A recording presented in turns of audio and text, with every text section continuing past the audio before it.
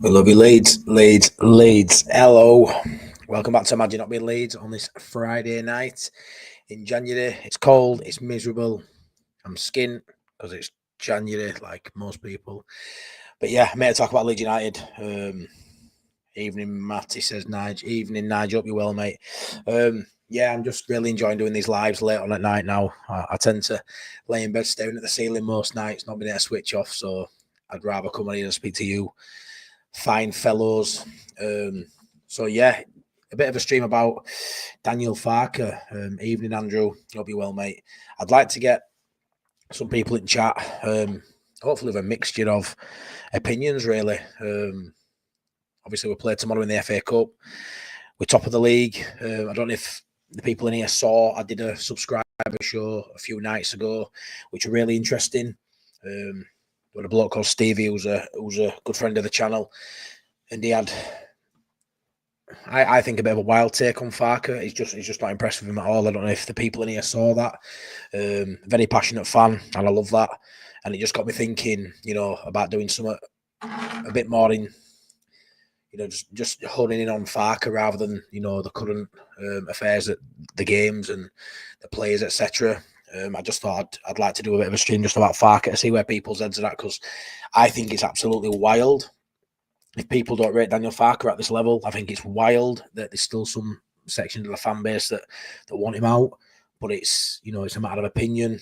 I absolutely love hearing different opinions. I love people's having different takes on stuff and being able to have a bit of a debate about it. So I'd love people in the chat, whether you're for Farke, against Farke. I'd love to have a bit of a debate about it tonight and sort of see where it land lies with people, because, like I said, I think it's wild, some of the takes I see, but everyone's entitled to their opinion. And on my channel, I always like to flag everyone's comments up. I like everyone to feel like they can be honest and open, and maybe even help me to see some parts of Farke that maybe I'm being blind to, because I really like the guy. I really want him to do well. I'm one of them kind of people. Sometimes I see too much good in someone. I can be blinded by the weaknesses or the negatives, but I do think with Farke it's mostly positive. And I'd love to, like I say, get your opinions in chat. So yeah, get your opinions in chat. Let me know what you think, and we'll get through it together. So yeah, Andrew says evening, my mate. Hope you're all right. I don't think he knows what you do. Evening all, Lord Shiegor. I hope you're well, mate. Hope you're still okay. Thanks for dropping in. Andrew, I think he will leave us short after transfer deadline day. I'm still farking. Yeah, well, it's an accumulation of a lot of people behind that closed doors, really. It's not just on Farke, I guess. We'll never know if it's him who wants players, if it's him that ain't bothered for players. Obviously, we'll get my opinions on what I think with transfer window in terms of what I think, whether I think Farke wants a bigger squad, because I've got a bit of a take on it. I'm a big Farke fan, as you know, but I do believe he doesn't like having tough decisions. Farke, if I'm honest, I think it's one of his weaknesses. He doesn't want a big squad. For me, he isn't. I don't think he's pushing too much for transfers. I think he has his favourites. A bit like Bielsa, likes to work with a smaller squad, even though back in Bielsa days, that's what we're sort of led to believe from the people in the background. But it came to light, really, that it was maybe the other way around, and they were turning people away where he actually wanted, and knew he wouldn't speak the truth when he were here, because he's not that kind of man. But I do sort of look at Farke and think, I just don't think he likes having that headache, this Ampadu, Rothwell, Tanaka debate. I think it's quite handy that a couple of injuries have come about and he's managed to play. Ampadu was centre half, so he hadn't had to make that tough decision. I do feel that lies with Farke. He doesn't want a big squad. He doesn't want to make these tough decisions. Like, I think we'll do a 10. I think we'll go for a 10, but then he's going to have to leave Aronson out, who's one of his favourites. I do think this is a personal opinion of mine. I do think he likes a smaller squad for that reason. Some managers can deal with, telling people they've got to sit out, and I just aren't too sure Farke's got that. He's got it with people he isn't too fond of. Your Cresswells, maybe your Schmitz, your Jaden Anthony's last year. But it's my opinion is he likes to work with a smaller squad, and that could be detrimental to Leeds going up this season. It was last season. I'm hoping I'm wrong with that. I'm hoping, this Latte rumour that's sort of taking a bit of speed today, it seems to be ramping up, whether it's just all a load of shite. I don't know. I'm hoping they prove me wrong with that and they'll go out and do some business. But yeah, I'm not too sure. Evening, Duncan. Hope you're well. Dr. Cox. Hey up, mate. Farke is arrogant at times. Yeah, he is, mate. Very arrogant. I suppose some of the best managers are, aren't they? But sometimes his arrogance is borderline just ruining it for Leeds, really. Like his arrogance to not make changes, his arrogance to stick by his guns. If he brings Meslier back for Sheffield Wednesday game, that's his arrogance again there. Like, I'll show you. Do you know what I mean? You don't tell me, I show you. And yeah, he's definitely got some parts to his personality and, his managerial style that I aren't fond of. But on the whole, I like the guy and he's fine for what we need right now and he's doing a good job. And obviously I'll touch on that. I want to know what people think in terms of how well he's doing, how well he's done since he's been at Leeds, how well he's doing currently this season, whether you think these traits he's got that might not be to everyone's cup of tea, whether you think that'll be, like I said, detrimental to us going up, or whether you think we've still got enough in spite of Farke, if you're not a fan. Lord Chigora, Farke's been rated as a poor Prem coach based on the backing of £2.50 and some chewing gum and Norwich game. Yeah, Lord. I don't like the narrative that he can't coach high. I mean, he's been in Bundesliga and struggled, to be fair, and he's been in Premier League a couple of times and struggled, but when you're at Norwich, on the shoestring, like you say, of bubblegum and sweeties, I don't know what more you can expect. We've always I think anyone who is of sound mind has always stated is good enough at this level. He's probably the best at this level. I've got some stats to sort of back that up. After that, we'll have to see, but I do believe in, being rewarded for success, and he should lead us into Premiership if and when we get there, and then we'll see. Nice, just still disappointed after Farke's presser yesterday. It looks like probably very few incomings. Also, just see the blind loyalty to Messi. Yeah, that's I've got that noted down. Like they say, the blind loyalty. He does it quite a bit with certain players, and we've seen it in past. Like I say, I keep bringing this up. I don't like talking about Bielsa because it gets me all emotional, as you know, but he's got a lot of the traits we saw with Bielsa. We forget it weren't always sunshine and rainbows with Bielsa. He used to wind me up with the Tyler Roberts thing, always playing Tyler Roberts. Wild at times, always played him, no matter what the fans thought. It was two fingers up at us at times. He really, he did it his own way, and granted, it took us to a place we never thought we'd get, and it was beautiful while it lasted. But yeah, there is certain stuff that Farke does now. And obviously he hasn't got the football style that Bielsa has. He hasn't got the City United like Bielsa. He's the only man that could do that. But yeah, definitely like the blind loyalty to Meslier. I don't know if it is just yet. I'll definitely believe that if come Sheffield Wednesday a week on Saturday, he plays in that game. A week on Sunday, sorry, if he starts in that game, Nige, 100%. I'm still on the fence whether he is or not. I know his presser weren't great. It seemed, the way we're talking, like he's definitely backed Meslier. I still don't believe what more you expect him to say. He's going to come out and really kick him while he's down. I mean, he gave him a lot of negatives, didn't he? He told him he wasn't happy with his performances most of the season, his consistency, scathing attack on the whole game. He really gave it in, but then he obviously reined it back. He didn't go too deep after that. But yeah, I do. I'm not too sure. I can't comment on the Meslier blind faith, whether he's going to stick with him, whether it's right or wrong until that Sheffield Wednesday game. Because as we know, he ain't playing tomorrow. I hope to see Meslier not on the bench tomorrow. I don't think he needs to be at Ellen Road. I think if he's named on bench, that's a red cross against Farke's name for me, because if he ain't in the side, there's no point in being at Ellen Road tomorrow. He doesn't need to be getting any stick, any jibes, anything which could come. I don't think it would, but it could come. You don't need him on bench in case Darlow's got to come off for some reason. And imagine that, the moment stood on sideline for Meslier, having to sub himself on. I just don't think he needs to be in the squad tomorrow, which I don't think he stated that in his presser. He just stated that Darlow would start ahead of him, which is fine. And I hope he's going to get a run of games, Darlow. But like you say, we'll have to find out. Bamford out 4 games. Yeah, he's out 4 games. But I tell you what, Andrew, I don't think he'll play more than 4 more games this season. I really don't. We've got about 20 games left.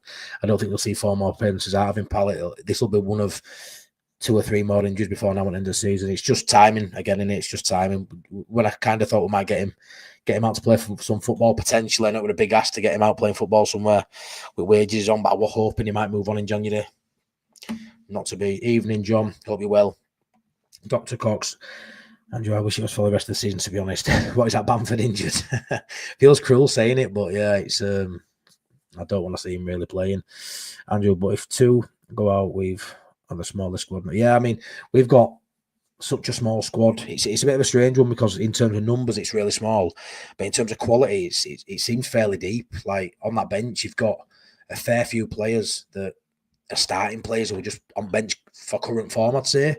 But if we lose a couple, we're really light, really light. Seaside TV, hope you're well, boss Nas. My take in this, the golfing quality that is seen in players between the Championship and Premier League is also a true quality of a manager. Farke's a top 3 Championship manager, bottom 3 Premier League. Yeah, I can't disagree with that. I think it's a brilliant take. We might as well end stream there, mate. I don't know if bottom 3 Premier League managers a bit harsh. Do I think he's a better? It's hard to say because he's just been sacked, but do I think Farke's a better manager than, say, Gary O'Neill, who were at Wolves, who did an all right job at Wolves? Yeah, I think he's a better manager than him. You could argue he were better than bottom 3 for a little while. I know it sort of turned. There's some managers who are in Premier League who, and have been in Premier League, I'd say Farke's better than. But yeah, he's definitely towards that bottom end. I don't see him being anywhere near 10, 12, nowhere near that sort of level. I don't think he'd ever get a job at a side, capable of reaching those dizzy heights in Premier League, to be honest. But it's good enough, like you say, for top 3, get you promoted. It's just then how much does the organisation he works for, currently Leeds United, it's been Norwich before, how much time does he get in that Premier League, to try and convince and try and get a side further up that league than probably what he's capable of. But yeah, it's interesting to see what'll happen. I mean, the times we've been in Premier League, we've been wide open. We've been very exposed at the back, hence Melier's numbers, conceding plenty of goals. Been wide open through midfield. His defence has been shocking. I do feel like, I know last few games it's been a bit different, but I do feel like his pragmatic approach, defend first, I'd say, even though we're very attacking at times as well, I do think that might stand us in good stead. Him having that handbrake on, him not going for games, he definitely ain't cutthroat. He doesn't put, as we've seen, even in the games where we're levels above, we don't tend to put fours, 5s, and 6s past teams. So that's worrying that when we take that step up, it'll be even less than that. Granted, but I don't feel like we'll be wide open either. The way he's quite pragmatic, like I say, and very defensive first. I do think that'll stand us in good stead to a degree. Try and be hard to beat. But yeah, it's going to be very interesting to see because I do believe we'll go up, and then we'll have this conversation next season. But I do believe, like Darren says, no, the Leeds bros, I think he'll be on a very tight leash. Probably 6 or 7 games in. If we're really struggling and you can't see any upturning performance over the coming first couple of months, I think he might go then. But I'm hoping he proves wrong because I do like Farke. I do like him, and no one's perfect. You could have. I'm sure Man City have their problems with Pep, and it's easy to say now, but every manager in every club, there'll always be something that a certain proportion of fan base doesn't like. Like I say, you're not going to have it perfect. Even with Bielsa, as beautiful as it was, we still had times we were pulling his hair out. He really wound us up at times. Although it was best football, we're likely to see in a long time. But you can't have it. You can't have it everywhere, can you? Persistent use of square pegs and round holes doesn't work. Yeah, it doesn't, mate. Ampadu at right back, less than ideal. Though, but at left back, he's had a couple of good games. Now it appears that no one thinks he can play left back anymore, which I do disagree with. But yeah, it's but a couple of players short out, we had to say, of really having the runaway squad really to go up. But it's hard to say because I think with this window, Stephen, I feel like we're fine for what we've got. If nobody else strengthened, I wouldn't have been asked. I don't think it'd have been a problem. Problem is they're all strengthening. Like I said, my mate Priest are like, yeah, but Ben Brayton Diaz don't get in our side. He don't get in our side at all. He can go to Sheffield United, but he won't start for us. And some people think he would, some people don't think he will. But the problem is he starts for Sheffield United and he betters what they've already got. He betters maybe than a Brewster starting. You've got him starting now. He will better our rivals for those top spots. Same with Ashley Barnes, don't rate him at all, but he could be vital to Burnley. He could suit Burnley to a T and win them more points than they would have got without him. So whether they'd fit in our side or not, maybe they wouldn't. But that doesn't matter because he betters their side. So yeah, it's a worry because other teams just get it done early. We're linked with loads of players. Whether they're credible links, I don't know. It's going to be very interesting to see. I mean, like you say here, Andrew, we won't pay 13 or 15 for Latilla. No, I don't see it. I really don't see it. I won't lie. What I will say is, obviously, since having a YouTube channel, I speak to a lot of fellow content creators. trying to get previews and collaborations with certain people. I've had a Derby fan. I've got a good friend Wayne from Only Fools and SAFC now, Sunderland fan channel, who I speak to on the regular. But obviously, I've had messages back and forth with other teams, content creators, and stuff just don't come off. And when we played Middlesbrough, I was in touch with someone called Matty on a channel over there, and I messaged him today, did a voice note to him today to ask what he'd heard on the Latte La, and I ain't got no inside sort of story at all, but it was quite interesting what he had to say. So he said Leicester a massive front runners for him. He also said what they've heard as a fan base and the stuff close to Middlesbrough is that Latela's agent has been to West Ham twice in person. Don't know how true this is, but it's something different to what I've sort of heard. And in the last 24 to 40, last 36 hours, last day and a half, he said to me, to be precise, Leeds has come about more and more. So he didn't dismiss anything, but he did say that Latela has said, or I think it's come through Carrick, that he's got unfinished business at Middlesbrough, and he wants to get them in the playoffs and attempt to get them up in Premier League this season. He has no desire to leave, apparently. That's his goal. It's to stay and fight for Middlesbrough and get them up there. But I sort of feel like any player's going to say that when he's asked with any speculation from press or anything like that. So I don't think that's anything shocking. But yeah, I do think if we're in a serious fight and we are after him and we're fighting with Leicester and West Ham, I do feel like we won't win that battle. But it is interesting how it started gathering a bit of momentum. But I didn't realise that Leicester were involved either, which apparently is, and that's coming from a Middlesbrough fan who isn't in the know, but obviously will be closer to the club than any of us, I would imagine. So that was quite interesting to get that voice note back of him today. It was really nice message back, actually. I kind of thought he'd ignore me because he were getting nothing out of telling a Leeds fan a little bit of news, but there wasn't much to say, but I found it quite interesting anyway. That makes sense for me. It means Joseph goes out on loan. Yeah, I just don't think it happens. I just think it's too much money. I really do. Although I think Latela could make the step up to Premier League. There's no basis to that, no facts to that other than my opinion. But I think if we were to sign him in January now, I think he fires us to promotion 100%. Could you imagine Latela starting and Pirro coming off the bench for the last 20? It's the difference. You're looking at it. For me, it probably would start over Pirro if we signed him, depending on Farke, how Farke reacts to bringing in someone new, because I don't think he likes change, if I'm honest. But if you were to say Latela, like you say, Dr. Gottfried, was to replace Joseph, which seems wild to say, but he's probably one you would, and then it'd be between Latela and Pirro. That'd be unbelievable, wouldn't it? Be unbelievable. Duncan Bielsa said on numerous occasions that he liked a smaller squad too, as he didn't have loads of players who were never going to play. That's it.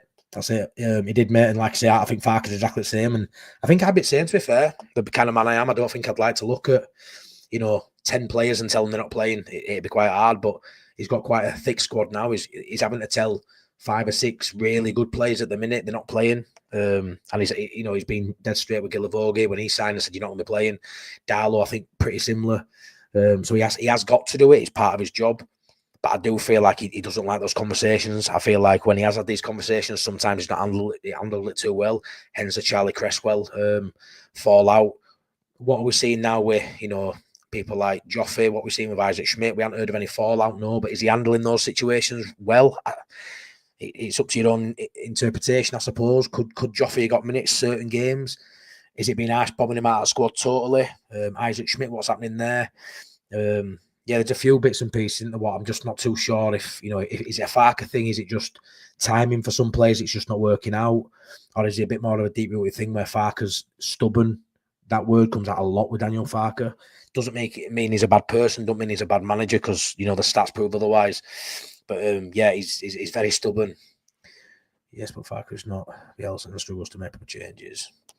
March Internationals did us last season. I think they will do us. Yeah, mate, they are a worry. They are a massive worry. Awful time to put them in. Awful time of season to be going away on national duty. Some of Bielsa's changes were a bit puzzling. Yeah, they were, mate. They were. And I loved the man. But he still had you scratching your head a lot. A lot. Roberts was his love child. He really was, mate. He really was. Sunderland have announced the signing of Enzo Lafitte on loan from. Yeah, I haven't seen they announced it. I saw him going into their stadium for obviously the contract negotiations, the medical. So I knew it was going to happen. So I spoke to my mate Wayne, and he was buzzing with that signing. Could be a real talent, mate, in this division. He should really tear it up. Don't see him being Leeds manager. Xmas 25 deserves a chance. But yeah, I mean, I'm sort of that thinking too, and I'm sure you're the same as me, Boss Nass. I'm sure you're hoping he is, because if he is, it means Leeds are doing well. That's the thing, innit? You know, and I don't think anyone that wants him sacked is wild, because you should never want anyone to do bad, especially when they're in charge of your football team. So for me, if he gets sacked next Christmas, which is possible, if he gets sacked by the end of this season, it means we're doing poorly in Premier League, and there's no basis to say that if he's doing poorly and we're struggling, that someone else can come in and get us going. That's not a fact. You know, I'd much rather Farke have a strong start to Premier League season and keep his job and then build from there.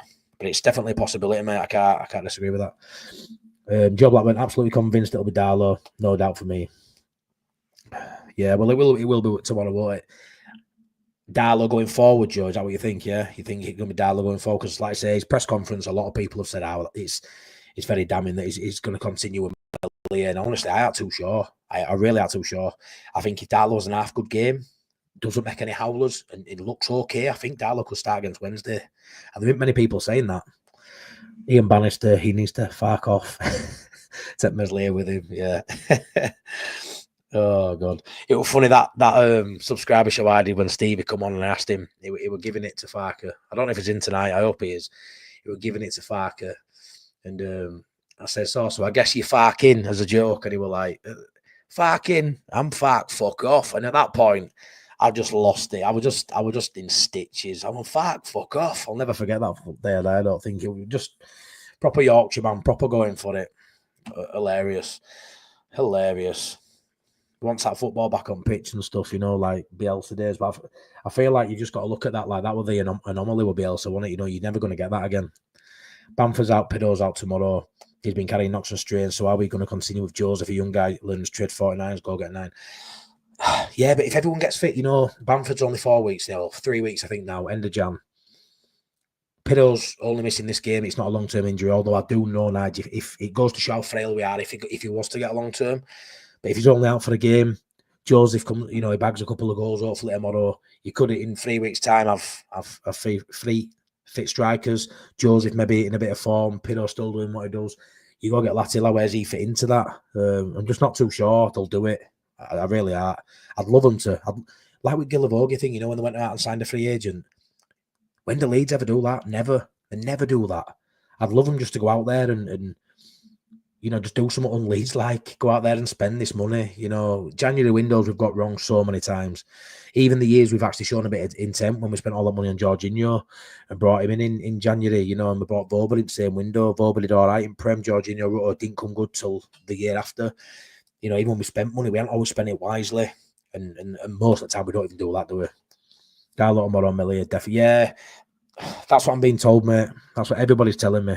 I'm clinging on to hope that Darlow can do something well tomorrow. I hope he's tested. I don't want it to be. I'm hoping Harrogate come and give us a game.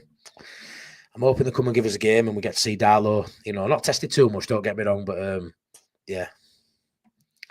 Mate, honestly, I don't know how to say that. I say Lati laugh, but I think that's wrong. Latilat. Yeah, if it sounds to Leeds, I'm going to have to scrub up on my pronunciation of that. But yeah, Latilat, whatever it is, I ain't got a clue. Cairns and Darlow. Yeah, I say Cairns is just back up to him, innit? We need him off the books, cancel the contracts. Yes, mate, I agree. Duncan, I'm convinced the 49ers are working hard in the background on a couple of transfers. That's what it's been like for a couple of windows. Yeah, I mean, I'm definitely in that mind. I think they have a shortlist for the Prem. They have a shortlist for January, which will be, it might even be a accumulation of both. They might, you know, there'll be a list probably with people who they're looking at in the Prem who may become available the back end of January, and they may try and get them in a bit earlier. That's what I'm sort of hoping for. They'll probably even have a managerial shortlist for you know, contingency plan for if it goes wrong in Prem, if it goes wrong this season with Farke. But yeah, they'll definitely have lists, mate, 100%, and they'll be looking at the targets. You know, they've said it's going to be a quiet window. That does not mean there's not people in the background, you know, making a bit of noise and probing and looking. They'll only do the deals if they're right for Leeds United, won't they?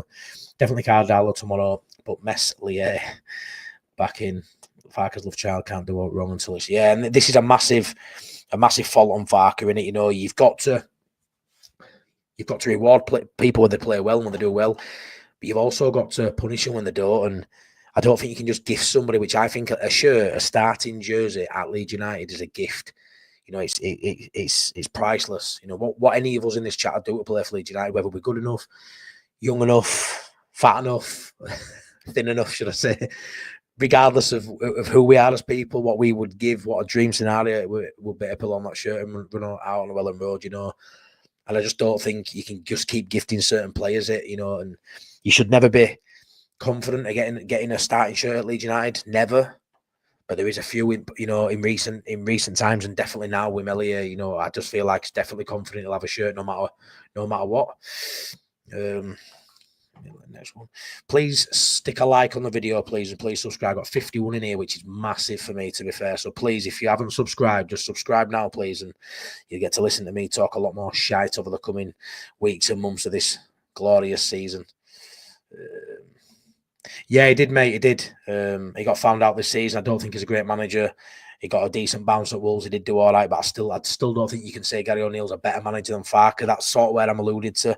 It's up to your interpretation, but I don't think career-wise, I know he's only just sort of started in managerial roles, but I don't think Gary O'Neill is a better manager than Farke, to be honest, Dr. Cox. But that was just an example. I do think these managers who've been in Premier League who haven't gone down and have kept sides up, who maybe aren't at Farke's level. I just think Farke's never really been, you know, trusted with a decent kitty there, has it, to see what he can do in Prem. Hope Schmidt starts at left back first half and moves to right back second half. Give Bogle first. I'd love that. That'd be ideal situation. Want to see him on both sides. You know, give Bogle just half a game and then come off. But I don't think Schmidt plays tomorrow. I really don't. I just don't see him having no minutes at all and then bang, go play 90 or go start a game. I just don't see it. Apart from the current situation, if I was off work sick as often as Bamford, I'd be sacked. Of course he would. Of course he would, Lord. Yeah, 100%. 100%. It's crazy. Nige, we have the best opportunity to go up this season. 49ers and Farke need to grab this opportunity and cover everything they can in this window. Snooze, you lose. 49ers, yeah. And, you know, they're playing with their own money, aren't they? They're playing with our feelings. They're playing with our club that we love. But they are playing with their own money. So it just seems wild that they wouldn't do anything. But I've always stated, if they believe they go up, why would they do anything? And I genuinely believe they think we'll go up this year. Evening, Mark. Hope you're well, my mate. Can't play subs on 70 minutes. Subs in Prem. Yeah, he's be interesting to see him at that. Yeah, it's a great point, Lord. Duncan, bottom three Premier League harsh on Farke. Finished 10th with Mönchengladbach and was never backed at Norwich. If we get promoted, we'll find out how good he is. Yeah, 100% we will, mate, because he'll go with a decent-ish squad to build on, and then we'll see, won't we? I don't like rating him for his time at Norwich in Prem. I just don't think it's a fair barometer to do, to be fair. Andrew Michael, 12 likes, 32 watching. Well, there's 50 watching now, Andrew. I'm a little bit behind on chat, so yeah, please smash the likes on, please, and get subscribing. If you're here watching me now, stick a sub on, please. Much appreciated. Hey up, Joe. Weird take to be going in on Farke when he's never had any support at all in the Premier League. His first season in Premier in Norwich, they spent 6 million in total. Yeah, in total, impossible to assume the word. Yeah, 100%, mate. I mean, they showed no ambition. I've heard some people say, Joe, that's because of who they had in charge, but I don't believe that, because if they weren't happy with who they had in charge, they'd have sacked him and put someone else in the trusted. So for me, it would just, they didn't have the money. Simple as, didn't have the money. You know, they did really well in Championship. Sometimes you can have a bounce, you can do well, you know, you can stay up. That Norwich side at Prem level was shocking, and he had no hope. You know, they stuck by him, got relegated, knowing full well he was the right man to bring him straight back up again, which he did. And then I think it was 11 games into his next season after that in Prem, he got sacked. But I am same as you, Joe. I don't think it's a fair thing to talk about, really, when it comes to his time in the Prem with Norwich. I really don't. Bamford has 18 months left in his deal. If he gets his Prem wages back, I expect him to sit out, which could make it difficult to recruit. Yeah, I agree, Richard. 100% agree with that. I think he's quite happy to keep his position as a fringe player with Leeds and double his wages next season. I firmly believe that. Evening, CB. Evening, my mate. Richard, the best bits of business we could do is to get Newcastle to sign James Trafford and Dubravka to go Saudi. Yeah, it'd be nice when someone could get James Trafford off Burnley's hands. I'd like that. Joe Blackburn, yes. However, he will have to have a plan B, though, won't he? Which he doesn't have now. Or as Bielsa said, do plan A better. Hello. Butter will want 20 mil from Leeds. Yeah, potentially. 12 to 15 million touted. Probably more to Leeds United, as you say. Yes, player quality in the Prem indeed is massive. So in the Prem, I hope the 49ers will back Farke by bringing in top players, and then we'll see for sure whether or not Farke can do it. Yeah, honestly, I think if we go up, when we go up, I'm saying if more than when now, which is pissing me off. When we go up, I do think he's got a really good foundation to build on, but I don't think we're 1 or 2 light. I think we're maybe 5 or 6 light. Maybe more, but I do feel like he's got some really good talent there, but it definitely needs some work, does that side, and I just don't see, I see the sides that come up with us, whether it's Burnley, Sunderland or Sheffield United, mainly Sheffield United and Burnley, I do see them just as yo-yo clubs. I think Leeds obviously have got, a stadium expansion, which it will be the 49ers baby, won't it? It'll be something they'll be really looking forward to getting up and running. I know somebody who does work at Ellen Road, and I know for a fact he's been sat in the meetings, he's seen the plans. All the contractors are ready to go, to push of a button. They're all ready. All the prices have been accepted. It's all there. It's just that they need to be in Prem. They need to be in Prem, stay up, and then they'll push that button on that stadium. And then we'll just see Leeds, I think, go from strength to strength. Richard, I assume everybody's aware that Buendia played for Villa tonight. So in my opinion, I didn't know, mate. Don't give 2 shites about most teams, to be fair. When it impacts Leeds, it's good to know that, but I don't really watch much football. But thanks for letting me know that, Richard. Yeah, you could probably say that rules it out. There's still a fair few weeks left at window. But if he's going to start getting football now, and I assume it was a cup game, but still, he don't look like he's imminent in any talks with anybody to go if he's playing football, does it? Although we did have Jorginho play against Middlesbrough in League Cup the day before he signed for them, which, when you look back now, actually seems crazy, doesn't it? But yeah, I agree with that, mate, what you just said there. Leicester said 12 million before the transfer day started. 12 million, yeah. I prefer cappuccino to latte anyway. Bad start for Potter. Villa 1. We don't need quantity, we need quality. Yeah, we do, mate. We need that in January. We need that in the summer. Definitely, I feel like in January, I think we're only. I mean, if nobody left and we just brought in a 10, I think everyone would be buzzing with that. I don't think it needs to be 2, 3, 4. I think there's question marks up keeper. I don't think they do a keeper now. 10, 9, maybe defensive cover. But let's be fair, if we went out and brought a 10 in who we were all happy with, I don't think anyone had moaned that we didn't do enough. Because a lot of us think we've got enough now, which I sort of agree with. It's just with everybody else strengthening, you need to do it as well for me. Wilco White, Sean. Everyone go over and check Wilco White's out. I'm going to hammer that home on this channel. Hi, everyone. Latte La will be a massive signing of intent. I just can't see it happening, especially with Prem interest. I think the results in our games in Jan could decide if we buy or not. Yeah, 100%. And I've sort of touched on that a few times now. These last 2 results sort of might change the board's direction where they're going in January. I do feel like, there'll be no desperation to do much in Jan. With the way things were going, I do believe we've got a side capable of going up without no additions. But those couple of, late drops of points in the Hull and Blackburn game may just have come at the right time as a fan who wants them to invest and wants them to put a little bit more and push the purse strings a little bit and bring in 1 or 2. That may help, because while ever you're flying high, while ever you're winning and going on good runs, it's just going to strengthen your thought process of we're going up more, isn't it? And I genuinely believe they do believe we're going up. So why would you spend money? Why would you spend money? It's a gamble. Are they gamblers? I don't know. They were last year. Like and subscribe. Thank you, Wilco White. Skip. So many rumours about new striker Berisha from Hoffenheim today. No smoke about that. Yeah, I've seen that as well. I've seen a few content creators touch on that. He isn't the most prolific, but I don't like hammering people for that. We've seen other players not be that prolific in certain teams or certain divisions to come over here and do a job. So I'll back anybody that we go for, because I do believe they'll do the due diligence and they'll bring the right men. And what I have heard about Berisha, mate, is he's got a profile similar to Bamford in terms of the way he plays, which I do feel like that style is great for the way we play. Just want a different striker. With his name can start with B, but as long as it doesn't say Bamford, I'm happy with that. Leeds United close to agreeing a striker on loan. No, I don't think so, mate. I don't think so. We're not close to anyone at the minute, I don't think. Andrew says, what 49ers say when we could get 30 million from Millier and he messed up again, he will be worth nothing. Yeah, they've always been trying to protect his value, I think. But at the minute, what's his value now? Seriously, what would his value be now? He'd have been lucky, I think, if he got to end the year. And even if he had most clean sheets in the league, he'd be happy if he got, 10, 12, 13 million. What's he worth now? I don't see what anyone would buy him for now. Leave Bamford in under 21s for the rest of the season. I love it. I love the ruthlessness Dr. Cox had bit saying with Bamford. He's missed the last 3 years running. Yeah, he has. He misses the running. He misses when we need him. He misses those games. Misses those pressure moments when you need him to come to the front and and be counted. He's never there.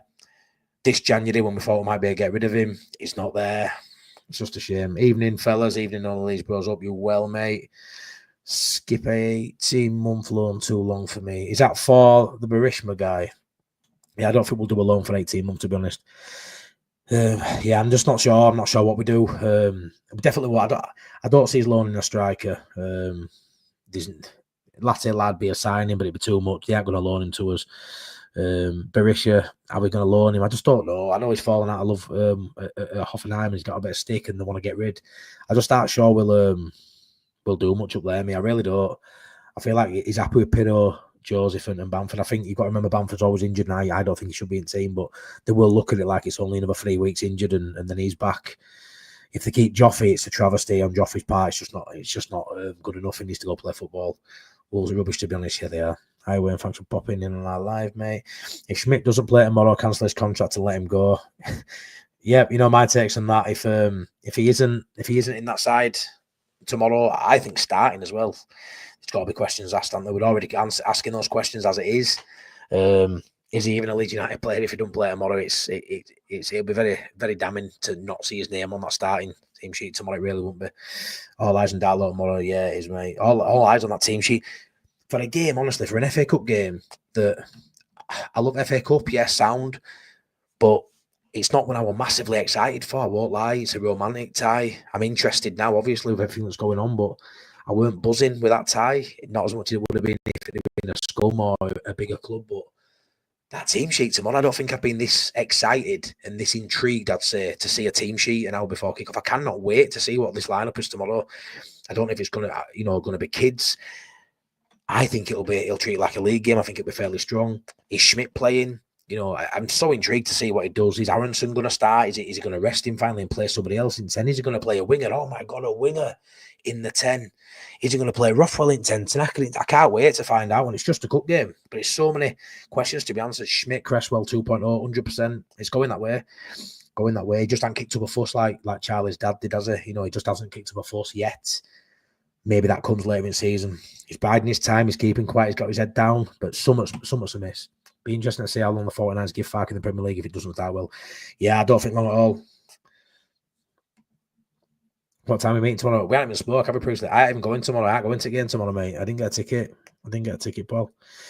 It's the only game I ain't got a ticket for. I sort of got a bit blasé thinking I'd better pick one up. I'm like, I always get a single ticket when I go. Tomorrow will only be the second home game this season I missed. The other one was for my wedding, the whole game. But yeah, I'm not going tomorrow, mate. So you'll be drinking alone. But I will be back for the Sheffield Wednesday game next weekend. You know me. But yeah, I went massively too fussed for getting to this one.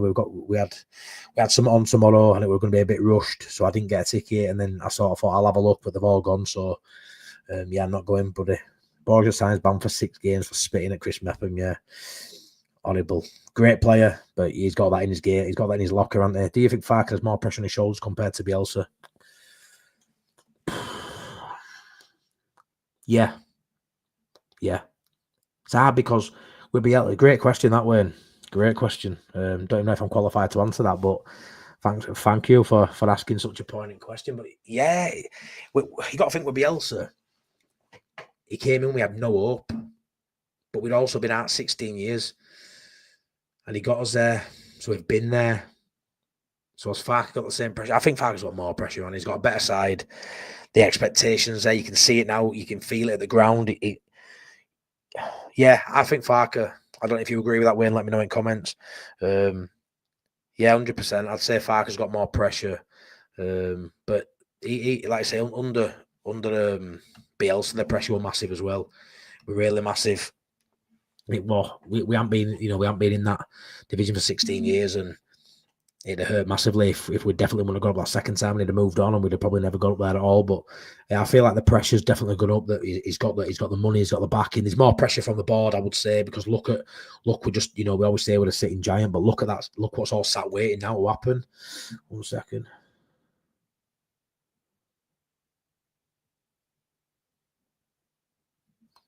Joe Blackburn sent me a message. I'll read it. I'll send you it back afterwards, buddy. Sounds like he's trying to help me out, which is much appreciated, Joe. Yeah, I'd love that, mate. Yeah, I'll message you back afterwards, buddy. Wayne Dawson, yes, I do. Yes, Wayne. Great question, that, Wayne, to be fair. Great question. I love that question. Yeah, I would say, like I say, it's how you interpret it. But yeah, I would say it's 100%, especially from the board as well. Lord says, the fact is we will be bottom of the half of the Prem no matter who is in charge. If the board think we will be challenging next season, then they should get out of football next season. Yeah, it is a spend to stay up. Yeah, I agree. 100%, mate. Nailed it. Don't matter who you bring in next season. We're not going to be getting around that 9th spot like we did in Bielsa's first year. I would not imagine. And neither do we need to, really. We don't really want to, because it just sets expectations to a unhealthy height that's probably unobtainable going forward, like we saw. So he's definitely, I'd take 17th next season, but the mood would be bad. The mood would be low, because just to survive next season, it means you're losing most weeks. There might not be much difference between finishing 15th or finishing 18th and going down. So it's going to be hard. We're going to have to stick together when we're in Prem, because it's not going to be pretty. But yeah, I totally agree with that, mate. It doesn't matter who's in charge. It's not just on Farke. We will struggle. You've seen with the sides that went up last season, who some of them played great football at times. Ipswich at times were really good.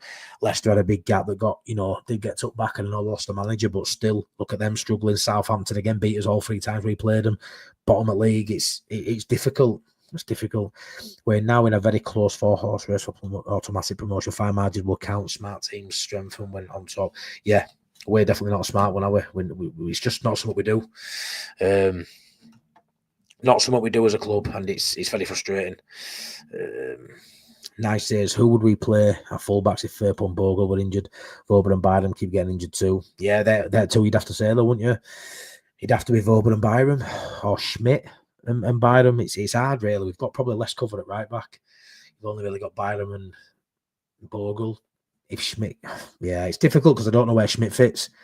But yeah, I'd say his fullback options look a little bit tight now, don't they? Yeah, Joe. Yeah, I've just read it, as you've heard. I'll definitely get back to you, pal. Thanks for your advice and help as always, mate. It's much appreciated. I need it. Matty, is Danny busy tonight? Yes, he is. Well, he's not busy, mate. He's tired, mate. He messaged me earlier and said he wouldn't be able to make it onto the stream, which is absolutely fine. He does well to get around as many as he does Danny talk sport, doesn't he? But yeah, he is, mate. Everything's all right with him. He's just messaging me to say sorry, he'll watch it tomorrow. He only had a couple of hours sleep over the last couple of nights. He hasn't been sleeping well, so all the best, Danny. 70s, 80s FA Cup fever was, but yeah, it was brilliant back in there, wasn't it? It's something I enjoyed as a kid in 90s as well. It's just lost its magic touch in it with a lot of people. Pixel White, say up, mate. Thanks for watching. Well excited for tomorrow. I think it'll be a good game. Yeah, it's an interesting one, mate. It should be a game for some of these players who aren't in form to try and get a bit of that form back. Your Nontos, your Ramazanis, your Joseph. If I'm Joseph tonight, I've already tucked him in bed, asleep, nice and early, ready for a decent game tomorrow. Darlow, Schmidt, Guillermo get a start. De Bayo, Crew, Chambers off the bench. What I will say is, some of them threw me a little bit because I don't think they play kids tomorrow. I really don't. Genuinely don't think you'll see Chambers tomorrow. I think he's going to go pretty much full strength, but maybe Guillermo starts, Darlow, Schmidt, hopefully. But I think it'll be a decent lineup. But you might have seen it. It might not be something that's a big deal. I'm not too sure. I've seen it leaked on a Facebook page. I've seen the match day programme for tomorrow leaked, the official programme. And James De Bayo's on the front cover of it. I don't know what that means. I don't know if that's just the club thinking, put a youth player on there because he's potentially going to be in the squad, or if they already know the lineup and that's a bit of a hint. I don't know, but yeah, I've seen the actual program. You might tell me in chat what you want about. I've all seen it. It's something to note. Maybe that's right. I haven't got a clue. I'm not massive on social media really. I'm just trying to learn ropes now. But yeah, James De Bayo's on the front cover of the match day program. I wonder if that gives out away. I don't know. 2 decent additions this month, says Duncan, should see us over the line. Otherwise, no. Ellen Road expansion, Farke gone, and Managerial sold, more important. Yeah, it's massive, isn't it? It's massive to go this time. You're just diluting that squad. Every year you stay in this division, you're just diluting your squad more and more and more. And as much as I don't mind the Championship, because I know how hard it's going to be in the Prem, you know, you can't stay in Championship for longer than a couple of years, really, when you're a parachute payment team, because we've seen with like Norwich, you know, we've seen with Stoke, a lot of teams come down if they don't get up in those first 2 years. You just end up being a number, don't you, in that division? And we've seen there, we've been that. We just don't need to be that again. Andrew, 5:45 BBC iPlayer, BBC Sport again tomorrow. Yeah, I quite like watching game on BBC. You know, FA Cup, and yeah, can't wait. Wayne, I usually don't listen in. Bores me silly lol. Bielsa dragged us out of the gutter and changed the whole culture. More pressure on Farke now, especially in the second team. Yeah, you know what the worst thing is? We're getting relegated, and obviously all that. I know Bielsa's legacy's still there. We've still got a better group now. We're stronger now for having Bielsa. But it just felt like when we went from Bielsa to Marsh and, you know, Avigrassi, and it just felt like all the work he'd done just got ripped from under him, didn't it? You know, like I say, look where we are now. It's all the foundation that he built, but it felt very sad, didn't it, to go away from his principles as well, and a lot changed at the training ground that he put in.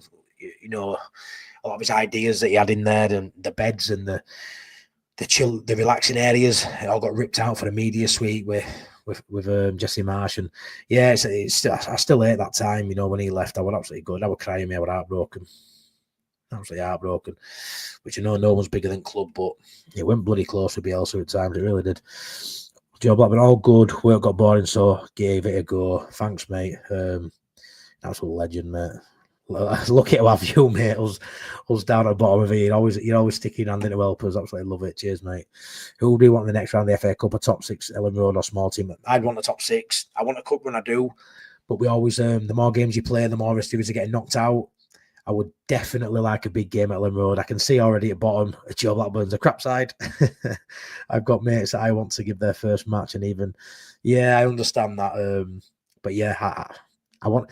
We had Chelsea last year, didn't we? And I want Ellen Road, it would away, but I want that fixture. I want to see how some of these lads do against those bigger sides in the division above. I really do.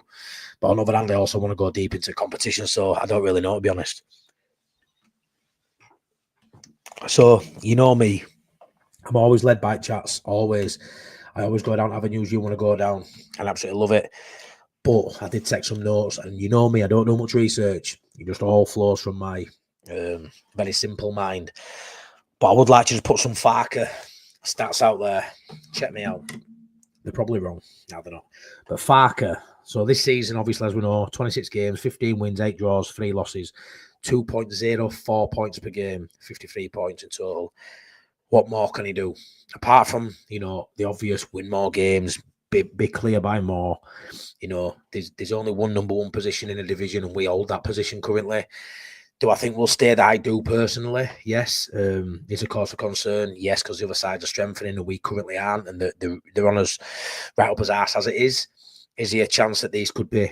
It could be this tight for the rest of the season. 100% it is. I thought there'd be a gap. There isn't. Do I still think there'll be a gap? Maybe, just maybe not as big. 72 league games in total. He's had at Leeds United 1.91 points per game just over a season and a half now combined. Just under that 2 point a game margin over 72 games is massive. He's won the Championship title twice, as we all know, at Norwich. 90 points at Leeds, which wasn't enough that season when it would normally be. Over 2 points a game in the 2 Championship winning seasons with Norwich as well. So you can see some longevity there. It's not just a decent win percentage rate over a short space of time. You know, you're combining 2 seasons at Norwich there, and it's over 2 points per game. Same at Leeds now, just under 2 points a game over after 72 games. It's massive. Manager of the month this month currently, well, for December. So when you look at his stats, I'm pretty sure he's got the best stats in terms of win percentages and what he's done in points per game ever in the Championship for anyone that's played that amount of games. I'm pretty sure on that one. So have we got the best manager for a promotion push? I would argue yes. Scott Parker's been there and done it. They haven't got a bad manager in terms of getting promotion. We know Wilder can do it at Sheffield United, but would you rather have Parker, Wilder or Farke? I'm sure you'd all rather have Farke. Or Regis Labrie, who's not been there. He's the unknown commodity, really, when it comes to pressure games in Championship to get promotion. That doesn't mean by any account that he hasn't got the credentials to do it. We haven't got no like evidence or stats to back that up. But we know with Farke we have. Sometimes that's all you can look at. You know, you can look at history and say, I don't mean no, it's all about the future. It is, but that's what pushes. You know, that's all you've got to sometimes lean back on, and you look and there's proof there. There's a road there you can see to success because he knows he's been there, he's seen it, he's wore a t-shirt, and you'd like to think Farke for that reason will be cool in certain situations when things are a little bit stressful. We saw last year, I think as a club, we lost his head in crucial moments. You know, your QPR stands out, your Blackburn at home, the games against Southampton, last game of the season at Ellen Road, when obviously the top two had gone, looked like we're very jaded, lost that, lost the playoff final. We had great moments as well. Obviously, the Leicester, the semi-final, second leg at Ellen Road, we had great moments, but there were moments where I felt when the pressure and your mentality got tested, we didn't look good, and we didn't come through it. And I think Farke should have the mentality to get us up this season. For whatever reason, last season it just didn't happen. The mentality of playoffs and those tough games just fell away towards the end of the season, which I do blame Farke for a little bit of it, to be fair, because he's been there, done it, and he's in charge of that those 11 lads he sends out on the field. So that was massive last season. I'd like to just say I do think man management is a 50-50 thing with him. I feel like he's great with some players. I feel like what he got from Willing Onto last season were remarkable, from where Willing Onto were not refusing to get on bus at Birmingham City for that game. All the fans, wanting him out. No one thought he'd pull on a shirt again. He isn't playing well now currently, no, but to get Willing Onto through that situation and still be the last one here out of your Jorginhos, your Somervilles and Onto, you'd have thought he'd be first to go. The Everton talk never went away for a long time. He's still here now, so Farke gets massive props for that. On the other side of things, you've seen the Charlie Cresswell situation. I like Charlie Cresswell. Some will say, well, he's playing in France now. Is it Toulouse, I think he's at? Not a massively high standard, although it being the top division. Is he as good as what we thought? I don't know. Time will tell with him to see what the trajectory of his career is. I don't think he handled that situation well, if I'm honest. I think the Isaac Schmidt one now, that's very similar, or feels like it's similar. We just haven't had a kick-off from Isaac Schmidt or any of his people. But yeah, the man management side of things, I'm on the fence where I think he gets some of it right. I think he gets some of it wrong. And I think the Melier one is one I'm really interested to see how that goes going forward, because that'll tell a lot. That'll tell you a lot how he handles it. I do feel like on a personal level, he needs to protect Melier's best interests, which is to give him a bit of time out and also protect Leeds United's interest going forward, which is to give us the best opportunity to go up, which I think isn't having Melier anywhere near that first team for the next few games. And then we'll assess it towards back end of window, see if Darlow's good enough, see if we need to invest, and we'll take it from there for me. But yeah, I think Farke definitely needs to work on certain aspects of his man management. Like I say, I think sometimes he gets it spot on. He's worked wonders with some players. Other players, I feel like if you don't like you're on an hiding to nothing. And I don't know if that's fair. I don't know if a lot of people get that, but I feel like if he's made his mind up on you, it's very hard for him to change your mind. Very hard once you go that way. The style of play for Farke is something that's divided fans. I like our style of play, I won't lie. I don't think you're always going to have attractive football. You can't. I do feel like it's not as boring as people say. I feel like certain games this season, I've been at Ellen Road and I haven't been thoroughly entertained, no, but I've still seen my side come out 2 and 3-0 winners. And, for many years, we've seen such turgid football. Seeing my side with 72% possession and a 2-0 win at Ellen Road with 10 shots on goal, maybe only 4 or 5 on target, I can set that. I can live with that. If we're winning games of football, I don't think it's the most boring style. A lot of fans, like Stevie on my subscriber show overnight, he really don't like that style of football. It's not the most exciting, no, but I don't think it's as boring. I don't think it's as bad as people think. He likes control. He sees as much beauty in the defensive side of the game and the control aspect of a game of football as he does going and scoring 4 or 5. In the couple of games we've seen where it's been a basketball match and he hasn't had control for whatever reason, whether that's Farke allowing him to show play with a bit of freedom, or it's just the game state and just how it's happened, because you can't always control every situation. We've seen in the games with Swansea and Hull, Portsmouth first game of the season, we've seen some wild games, haven't we? And there's no way does Farke want to win a 4-3. He'd rather win a 2-0. Some fans would rather win a 4-3, a 5-3. Thrilling games, what was shown to Bielsa, I ain't too sure. I agree with that, if I'm honest. Everton will have to pay to send Harrison back. There is no call/return clause. Yeah, he ain't coming back, is he, mate? Maybe he'll have to come back at the end of the year. David Moyes, new Everton manager, so he'll want Everton. Harrison does. Is he no manager? David Moyes, never know that. The Premier League is more chaotic and a better place with Leeds United involved. Yeah, 100%. And everyone will agree with that. Even people that hate us will all agree that it's a better place for Leeds United in it. And I don't think I'm being biased by saying that. I genuinely believe that's right. Might all the top 3 averaging 2 points a game. Yeah, you know what I will say on that night? Last season was an anomaly, apparently. Could it be similar this season? Could we see definitely 2 teams maybe getting 90 points?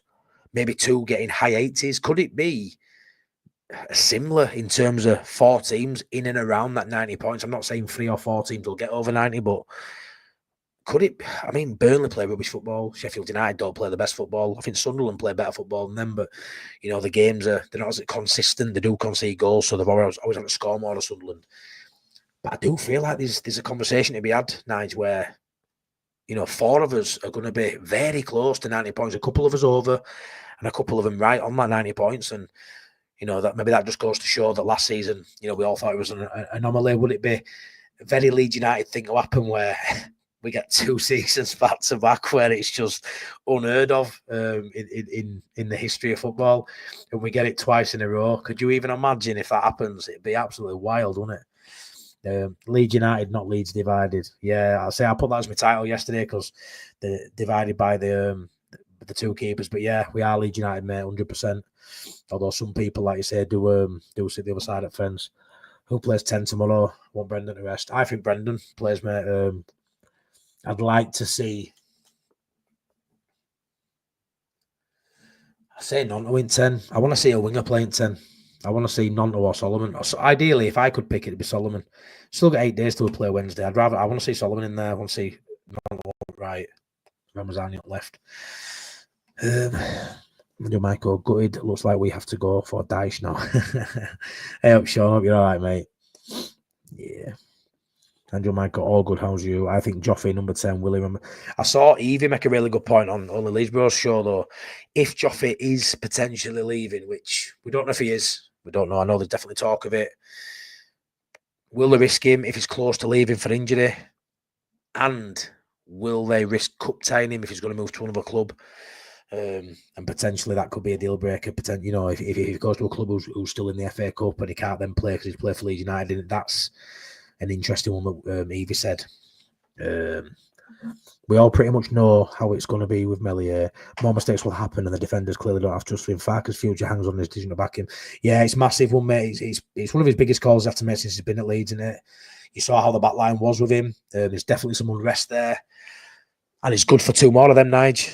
From now to end of the season, there'll be 2 more of them mistakes. He'll gift 2 more gifts to opposition, which will or won't, add up to more points lost, depending on what scoreline the game is at that point. But he's definitely good for another 2 of them, I would say. 2 absolute gifts wrapped up like it's Christmas has come early again for him. So it's going to be very interesting to see if he does stick with him. I think it's too much of a risk for me to do that. I feel like if he sticks Darlow in and the club don't bring another goalkeeper in, the fans aren't going to give Farke no hate for sticking Darlow in because what choice has he got? But if he sticks with Melly and he makes a mistake, be struggling. Sean Healy, I think 3 teams will get 90 points and we will miss out, sadly. I tell you, if that happens, mate, it's wild, isn't it? Wild. Mate, potentially. I don't think we'll be one that misses out, mate. But potentially could be 3 teams on 90 points, 100%. Dylan, lad, look at me. First pint. Not quite a pint, but yeah. Ready for the final pint on Sunday. Hope you're feeling a bit better, mate. I know you've had a rough week or 2, haven't you, with man flu. Need promotion. At least this time we can celebrate correctly. Yeah, that's what I'm hoping for. If I'm honest, I want to win the league. I've been a bit greedy. I want to see that trophy at Ellen Road. He won't be leaving Matty because Bamford's injured. I know that. I'm hoping the club don't like sort of go down that route, even though it's been spoke of. I do hope they do the right thing by Joffrey. No one's future should be hanging in balance, against Bamford's fitness. It's just not fair. Not fair at all. Please make sure you stick a like on this, please, and please subscribe if you're not already subscribed. Much appreciated. Lord, I'm still not convinced you're Leeds supporter, Sean. Yeah, Sean, honestly. I love you, but you come out with some stuff at times, and I think same, and Lord just comes out with that, and I'm like, yep, go on, Lord, you sort him out. Sean, who replaced Farke now that Moyes is going to Everton? Yeah, well, people are saying die Shark, which is ridiculous. Give all Lord out things. What do you all think of when it comes to Farke? He's had a few moments in the last season and a half where he's made some comments in press conferences that I sort of feel like contradict himself. I don't feel like some things he says he always follows through. And I mean, last season when we were talking about Jorginho Rutter and Joe Pinot with who's playing 9, who's playing 10, we all wanted to see Jorginho in 10, Pinot in 9, and he went the opposite way around for a long time last season. A long time. And how many times in press conferences did he allude to the fact that Pinot wasn't a 9? And now he's a 9. Is that through coaching? Is that harsh for me to say that he's contradicting himself, do you think? Has he played himself into that role? I do believe he's worked hard to fit into this side. Definitely realised last season that as good as he is at finishing, he had to work hard to get in this side. But he definitely waffles on a lot in press conferences, and he says a lot of stuff sometimes that I just don't agree with. I wanted to know what you guys thought of his press conferences and how he handles the media. I really like how he handled the Melia situation in the press conference. I won't lie, although he sort of tarnished it with making people think he's going to stick with him. I did like how he did grill him publicly, which he definitely did do, whether you think he were too nice or not. He definitely grilled him. He definitely let everybody know he wasn't happy, and that was quite damning to the public. But I don't like his press conferences a lot. I do feel like he says a lot which leaves me sometimes scratching my head. I'm not too sure what you guys think of that.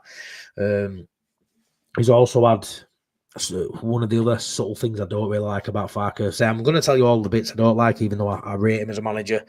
I just thought it'd be nice to sort of air my negatives and my positives for him today, which I'm sure you all appreciate. But I don't like how he tries to squash people's, I don't know how to word it, not talent. But we saw with Jorginho Rutter, I'll just say this, I'm a little bit dumb. But with Jorginho Rutter last season with a game at Ellen Road where he absolutely run rings around the defenders, couple of pirouettes, sidesteps, nutmegs, and he would have one of those games which we saw Jorginho Rutter, at least 5 or 6 times at Ellen Road last year where he was just in the zone.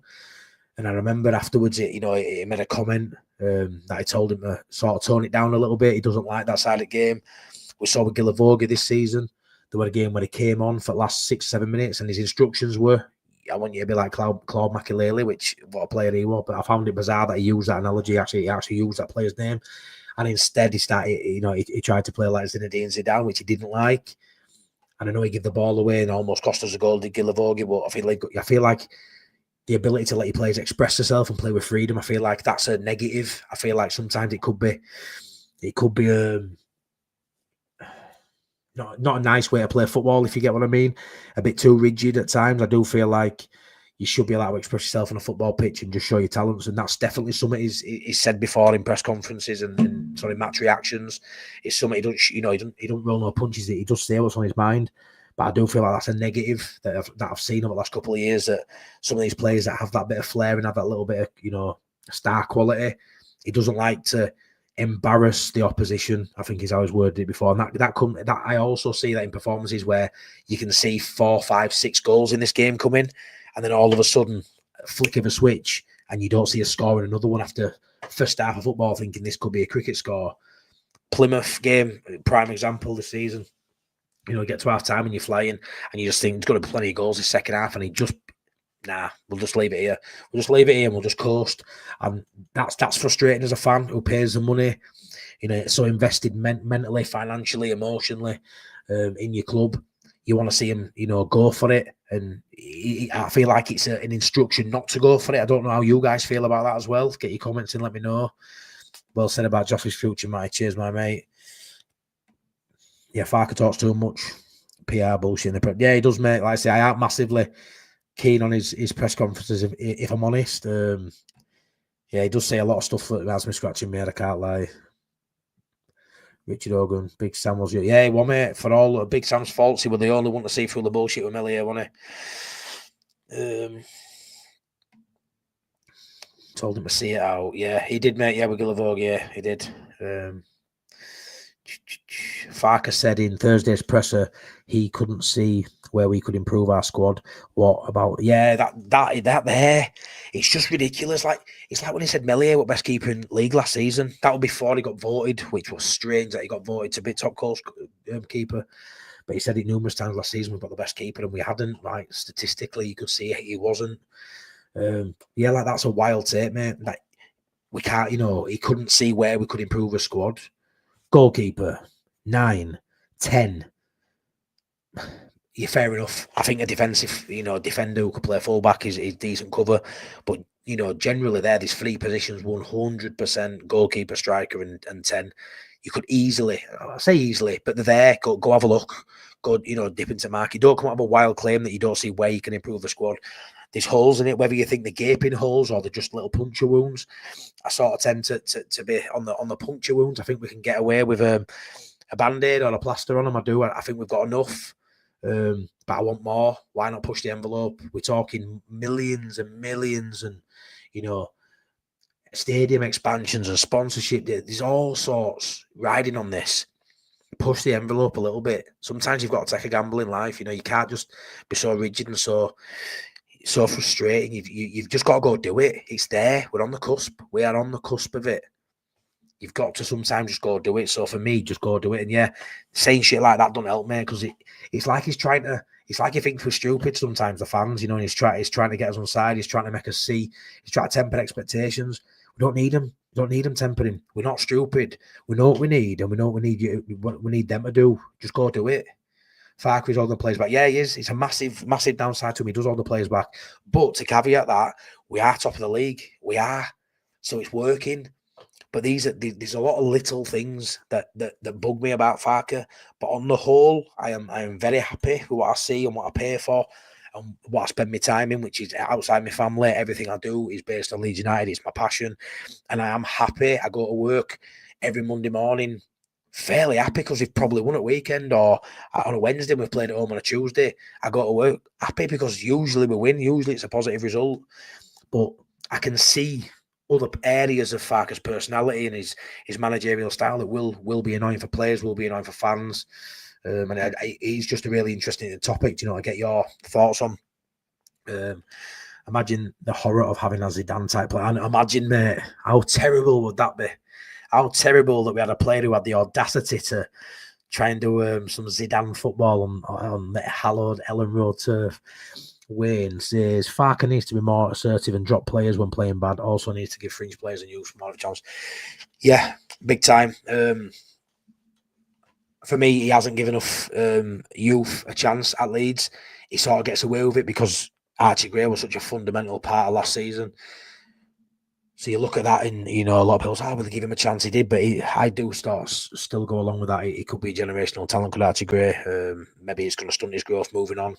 We'll have to find out. I do feel like he was, different class, but I do feel like there's that much pressure. He probably daren't play too much youth. But I do feel like, we've had a lot of good players, a lot of good players at Leeds. We've been in Championship now season and a half. Someone like Joffrey, it's quite scathing that he hadn't had no chances. Cresswell last season. Isaac Schmidt's a young lad still, youngish. He's getting nothing. Yeah, I do agree. And the dropping of players, I feel like it's got to be throughout the squad. I feel like he rotates players based on form. Maybe don't drop them as such. But you found out don't start at minute because of form. And I feel like it needs to be the same for goalkeeper. And honestly, I like Farke a lot.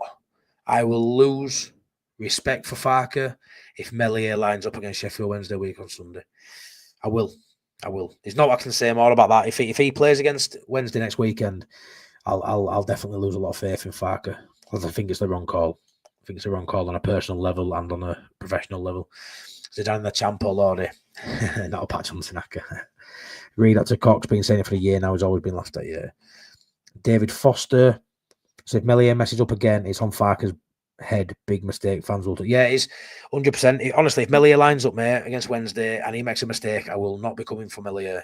I won't be, because he hasn't been protected. And I know he's on money and he's a footballer and he has to go play football. But it's on Farke if Meslier starts again and makes a mistake. This is why I think it's so much more pressure on him if he picks Meslier. Just put Darlow in sticks for a few games. If Darlow messes up, they're not going to come for Farke. Because how can you? Because Farke's done all he can do at that point. And then you're talking about 49ers having a problem, aren't you? Richard says Meslier is a vice captain along with Strauch. The manager will always back our number one when he's made that. Yeah, I agree. I think he will. I feel like Pascal, Meslier, and Ampadu. Honestly, I think they're all his favourite players, and I don't think it matters what they do. I think they get picked regardless. So this is that's a worry. But yeah, I think those three players in particular, Strauch, Meslier, and Ampadu. We've seen with Ampadu, nobody thought he should have come straight back into the team, although it's been justified with the upturn in away performances. It was, quite shocking how quickly he got straight back into that team. And to be fair, it was the right decision. He got that one right. But we couldn't foresee the upturn in performances away from home. We couldn't, really foresee at that time how well Ampadu were going to fit straight back in from coming back from a lengthy injury, which he did. And it shows, how good of a professional he is.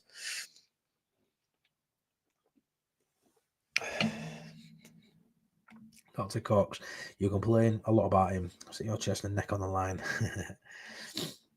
Yes, I'm Farke out. What? You're actually Farke out now, Dr. Cox. You would want Farke sacked now, genuinely. Not wild if you would, mate. I'm hoping you're saying you're not a fan, but you're happy as we stand. But yeah, you're entitled to your opinion. But I don't think anyone should be Farke out now, to be honest. I think it could just totally derail everything. Let's be honest, Leeds should be 7 points clear at the top right now. Yeah, maybe more, Nige. Maybe more. Sean Healy, it annoys me a lot. People complain about Farke, but won't admit they're Farke out. Yeah, a lot of people do say that, don't they? I'm giving a little bit of stick here. Try to be a bit level-headed with it, let you know my thoughts on what I think he does wrong, what he does right. But as you know, Sean, I'm 100% a Farke in. I do think it's crazy to suggest otherwise at the minute.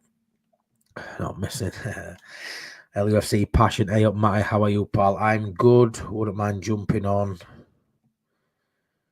Yeah, I'll get you on at some point, mate. 100%. I'll send you a link as well. But I'll do it at some point, mate. That's Callum, one of my friends, mate. Yeah, we're doing well.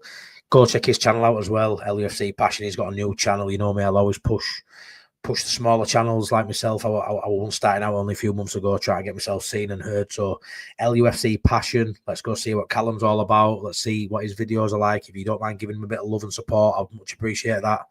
That is his channel. If Danny wouldn't chat, I'd put your link in for me, mate. But yeah, LUFC Passion, make sure you go check Callum out, please. Give him a bit of love. He only started it a couple of days ago. I am Sean Healy out, though. So are you going to be disappointed with the manager on Sunday week? I am, mate. If Meslier starts, I'm going to be very disappointed in Farke, regardless of result as well. It won't even matter if we win 5-0. I'll lose a lot of respect for Farke, mate. 100%. If he starts, which I assume you're suggesting he will. Yeah, I am doing it to wind up Sean Healy up. That's fine, Dr. Cox. That's fine. I don't want him sacked, but next season with Farke will be a disaster. Yeah, that's fair, Sean. You're allowed, aren't you, to voice your concern. And I know you're not a Farke fan, but I also know you're not stupid as well in terms of to think you could sack him and bring someone in. We don't know potentially. There's no guarantee that, to come in mid-season, you've not got a pre-season or anything. Sometimes you've got to make that call when you're struggling because the realisation of going down and getting relegated is massive. So it's worth the gamble. Like us at Prem, it's worth the risk. Because if he stays you are, you're going down anyway. But if we stay as we are, we're not going up, are we? So why would you risk it? You've got to when you're struggling. You've got to, because you're going down. So just take the risk.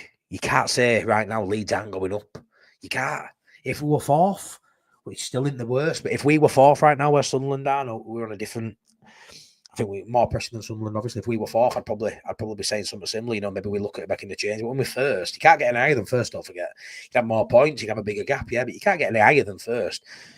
We were 5 points behind. What, a month ago? We're now a point in front going into New Year. Cheers, Paul. You're welcome. You're welcome, Callum. You're welcome. Like I say, go check out LUFC Passion. Dr. Cox, you will never get to me. Only person that gets to me at times, just Joe. Yeah, man, you and Joe, like a married couple. Sean, all the best. Bye, Richard. Sean, you are only Farke out to wind somebody up. Yeah, some people like stirring pot, and Sean's one of them, but he loves it. Imagine not being Leeds. Joe Wayman secretly likes Jesse Marsh. Yeah, just like I secretly like Brendan Aronson. Yeah. Andrew, we need to do this league early so we can press that big green button for next year. Yeah, I know. We're just not going to do it early, are we? I wanted it to be early. I wanted us to be in position, nice and early, like you say. 10 points clear, cruise to end of season. I don't believe that anymore. I've started 2025 with a bit of a reality check that it's going to be tighter than I thought. Foster MLT, hey up, son, my eldest. Love you, mate. Hope you're all right. Hi, my boy. Remember playoffs equal champ. Yeah, you're massive on that, United.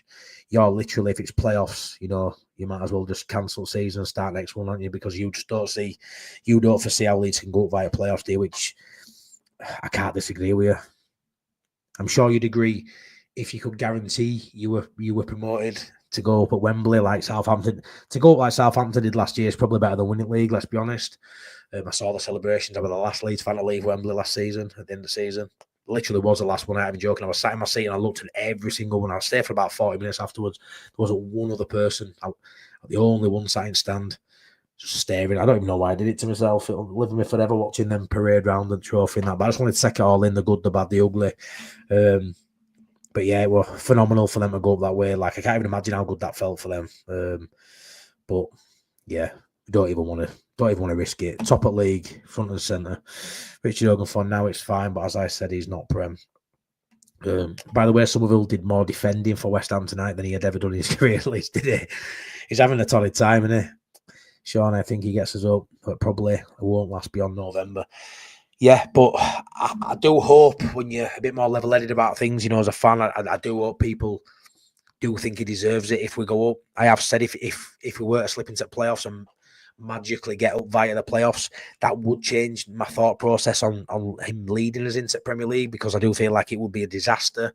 It would be a failure to not go up in the top two. Although promotion is the objective, however we get it, I understand that.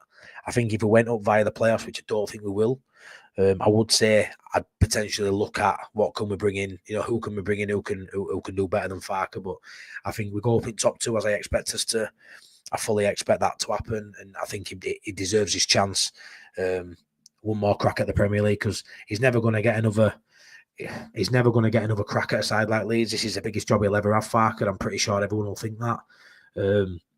Probably last chance in Premier League as well. He isn't an old manager. He's still got a long while yet as a manager, I'm sure. But you know, if he fails at Leeds United as well, it's probably going to harm his reputation even more. And it's already pretty tainted as a Premier League manager, which I just think is unfair because of where he's been managing at that level. You know, what are Norwich ever going to do in Premier League? Really, realistically, what are their ambitions? Sean at Wilco, sorry not watched all this, mate, but we'll watch it back. Mate, it's only me talking shy. I won't even watch it back, Sean. Don't waste your time. Don't waste your time. Just tell me you've watched it. I love you, mate, and I watch all yours, but don't waste your time. You've only missed the groundbreaking announcement that we've signed Latela. I'm only joking. Watch it 3 times, you dickhead.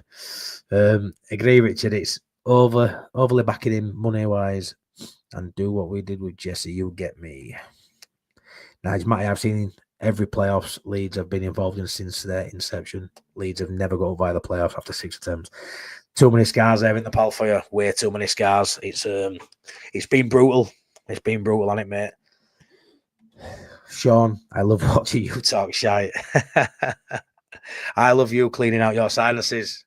I don't really, but you send me video anyway. Funny. But yeah, I forgot what else I wrote down here before we start wrapping it up. I haven't really, to be fair. His stubbornness was probably the last thing to talk about. The way whatever we say as fans, you know for a fact he's going to go opposite way. I feel like as a fan base, we just need to shut his mouths and not talk about anything. So he's got no to base it off, and he's probably got to follow his gut rather than just going against the waves of criticism he gets. But yeah, I feel like I've seen a few takes this week saying that Farke's stubbornness could prevent us going up. It could hamper our promotion push. Do I agree with it? Maybe. I mean, I fully expect us to go up, so I don't think there's anything that he can do that really hampers that. I do think if he sticks with Meslier, which is highly possible, I feel like Meslier jeopardises it, which is a direct problem, from Farke's stubbornness. Really, it comes from that. In playing Meslier, it's Farke's stubbornness, it's Farke's refusal to see what everybody else can see and to go with, such a wild decision, which I would think it'd be such a wild decision to stick with Meslier as his number one this season, and that would be on Farke. And I think sometimes he's just got to do the easy decision, the easy thing, and he overcomplicates stuff. Does he do it just to be a bit of a twat because he knows the masses disagree with him? Some people are like that in life, aren't there? Some people just do the opposite to what the masses think to prove a point. He's entitled to. He's a manager. He might think he sees him in training. He's got a lot more to base it off than what we have. But I do feel like the stubbornness of Farke at times, which is definitely, it's evident, it's there, could definitely derail a promotion push if. Combine that with a poor January window, and it's a cocktail for a bit of a nightmare come May, potentially. Still have nightmares from the Charlton games in '87. Yeah, I was born that, my mate. You're right, I am scared.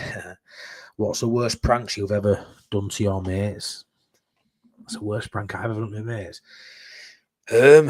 When it comes to pranks or doing dodgy stuff, I can't say it on YouTube, mate. I can't say it on YouTube. I've done some wild stuff, pal. Yeah. Maybe meet me in Peacock for a pint once. I'll tell you some stories. I can tell you some stories. While Farke has been good at championship level, his record in the Prem Bundesliga isn't great. I appreciate he didn't have the money with Norwich, but the fact he has struggled doesn't give me confidence. Yeah, and I'm massive on history and past performances to base something off of, so I can't contradict myself on that.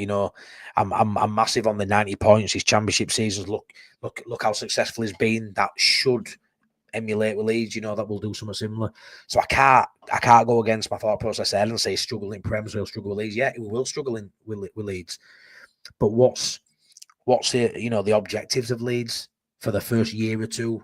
It's probably around Farke's level. And I know his level's been relegation every time he's been in Prem, but I do feel like with a little bit of money, sometimes you've got to give coaches a chance and managers a chance. And I do feel like he's good enough to establish us, and then we'll have to move on from Farke.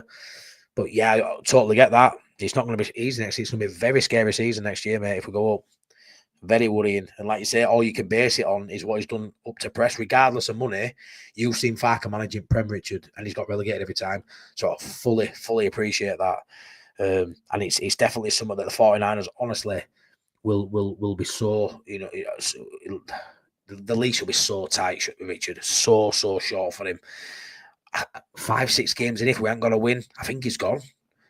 There'll be no sentiment with these lads. We've seen sentiment left. See all these players, we've seen them all go. There's only really Pat and Mez left now. They've all gone. They'll be ruthless if they need to be. I just hope they're not too ruthless where they get rid before the ball's kicked, because I won't like that either. Andrew, being a Leeds fan, 56 years, seen it all. Wow. Seen some bloody good years as well, haven't you? Beat me just 50 years. I love that. Andrew and Duncan, man, you're listening to me. You know more about Leeds United and more about football than I'll ever know. And you're listening to me. You should have your own channel. Tell me some stuff I don't know. I'd love but Sean from Wilco White's obviously a massive Howard Wilkinson fan. The era come just a little bit before me. I've always followed Leeds, but probably when I was about 10, maybe 9, 10, when I really got into it, 96, 97, but like those early 90s, I've seen some documentaries, I've read, bits, and it's probably the era that I'd like to know more about. And I know Sean at Wilco White's is definitely going to do a couple of shows on the Wilco era, and I cannot wait for it. one thing I love is being educated about the club. I love, I've got books, I've watched a lot of stuff, but I love hearing the older generation who've seen the 70s, the 80s, and any era that I weren't around in. I love listening to sort of passionate fan talk about those times. It's incredible. It's incredible. I've seen many in a pub, and I've sat and chinwagged with, I once did it with a couple of blokes who were in their 80s, and they're welling up when they're talking about some of the stuff they've seen, and it's just unreal. Airs on back of my neck, stand up, and the passion that we have, all generations, we're all one, aren't we? And yeah, I'm a little bit jealous at some of the stuff you've seen, because let's be fair, I'm never going to see Leeds win a European Cup. I don't want to put a downer on it, but chances are slim. I'm pushing, I'm 38 next, I'm pushing 40 soon. Next 40 years, Leeds going to win a European Cup. Never say never. We hope that happens, but is it going to happen? Probably not. Are Leeds going to be best side in Europe? Probably not.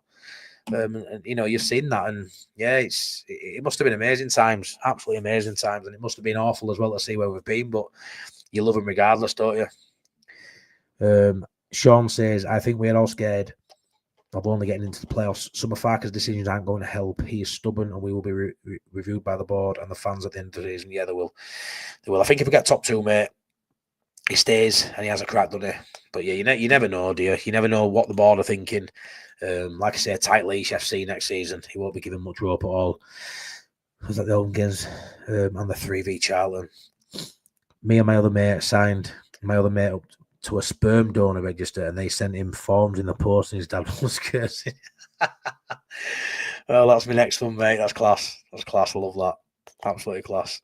I didn't think I'd read that coming out today, mate. Duncan, that couple of the FA Cup semi-defeat, I thought 87 was going to be the year. It was the year I was born, mate. Come on. His stubbornness has some record in this division. Hard not to trust him 50 years in myself. Hey up, mate. Hope you're well. Thank you for your comment. Thank you for being here. Wow. 50 years. Legend. Absolute legend. I was born 87. Yeah, me too, mate. Tranmere, Oldham, Charlton, Chelsea must have had skin sticker. I have taken. Duncan, it's hurting me, don't. Coming out with these, coming out with these years where we suffered defeat. Born in 1963, I was 5 years old when I was at Leeds with my dad. How class must your stories be, mate? 5 years old with your dad on terraces, man. It's mint. I'm gutted I never had that with any family member. My dad, my granddad. No, I've got no family memories of Leeds United. I haven't got any of the stories like that. So it's something I'm definitely wanting to have with my kids going forward. Where it's something we have together, because it's. Yeah, I literally love Leeds just based on my own love for them. No one in my family enjoys football. It's all rugby, as I've said many times before. So I love hearing stories about people going to games with the granddads and the dads and the family members. And yeah, it's brilliant. Wilco White's how there isn't a statue of Al Wilkinson outside Ellen Road. I keep hearing this, Sean. Yeah, I keep hearing it. I obviously I know Don Revy's number one, and I always say Bielsa's number two, but a lot of people that know a lot more than me about Leeds United argue Al Wilkinson did just as much, if not more. So, yeah, I can't disagree with that, mate. A lot of people say the same. May 1975 is where it all started for me. Class, mate. What a time, mate. 70s, what a time. As a young boy, I caught the tail end of the Revy team. FA Cup win, Arsenal 72 with the title in 73, 74. Unreal. Was about 88 for me. Dr. Cox, I did it to another mate. I registered him online. They called him and his wife. I was next to him. Fucking hell, you're ruthless, mate. Ruthless. Andrew, my dad in spirit now. He could be cursing them now. Oh, will he be looking down? Will he be giving them some shit, mate? Would he, Andrew? Would he? Deserved to win the 75 European Cup. Beckham cheating again. A lot of it was offside. Yeah, the games I've seen on YouTube, they're not the best of quality. Some of the older games I've watched, but I have watched. I've tried to take in as much as I can from the good old days. The bits of footage that are about, I have watched, and yeah, I try and soak as much as I can. Because, like I said, I don't think I'll see these times again as a fan. But yeah, just before I sort of leave, can everyone in the chat now please stick a like on the video if you haven't already? Subscribe if you haven't. And I'd like you to put Farke in or Farke out now, and Farke in, Farke out the first day in the Prem. So Farke in now / Prem in or out. What do you reckon? Let me know. Would you get rid of him now? Would you keep him? And Prem level, does he get a chance basing it that we go up? Farke out, laughing face. I know you're winding me up. My mate's wife doesn't like me anyways. Yeah, I can see why, mate, for stuff like that. It's class like. Nobody can tell me we lost him. But yeah, I know, mate. I know. Tell me about it. I've just signed you up to a sperm donor, am I? No, mate, don't. I've got 4 kids, mate. So I've done my fair share of that, mate. But yeah, Farking, Premin, love that, mate. Love that. I'm definitely of that mind, Andrew. It's got to be given an opportunity if he gets us up, 100%, and then we assess, don't we? Pretty quickly in Prem. I don't think he'll be here for years and years. I don't, because I feel like his trajectory as a club and his ambitions, he'll move quicker than what Farke can move it. But yeah, Farking as well. Thank you. Duncan, Farking, and hopefully a decent chance in Prem. Yeah, I'm all for it, mate. I'm all for giving him a go if he does well. I've just signed you up for the snip then. That's what I need, mate. Our lass is telling me, but I just daren't do it. But yeah, I need snip. But yeah, I'm all for that as well. I think Farking, I feel he's got his a lot of negatives. There's a lot of stuff there I'm not a fan of. But I do think Farking, yeah. I thought it'd be like this in chat, to be fair. I know there'd be a few people who aren't keen, but even like the Seans of the world and things like that who aren't fans, I still think when you get pushed on it, I do feel like you still think you wouldn't make a change right now. It'd be wild to make a change right now. Even with all the stuff we don't like, with Farke, you've got to back him for now. You've got to hope he's got enough. We've seen it already. It's there. Now it's up to board, I think, just to make sure we don't get left behind in window for me. Delia didn't sell enough books. Delia didn't sell enough books to back Farke in the Prem. I'm sure the 49ers will. Bob Young. Yeah, great comment, pal. She didn't make, where are you? Where are you? Yeah, she wasn't cooking enough, was she? She wasn't writing enough cookbooks. Like I say, look at levels there. Look at what he had backing him compared to what he's got now. Some people say, if the 49ers don't fancy Farke long term, why would they back him? But I feel like, medium term, I don't think they're going to be looking too far in front. I do feel like they'll back him that summer window. But for me, it's a big overhaul. Six players maybe. They will back Farke in the Prem if he gets us up, and he will deserve his chance. He just won't get the time he's had in the Championship. We'll end it on that, Sean, because I think that sums up perfectly. 100%. I agree.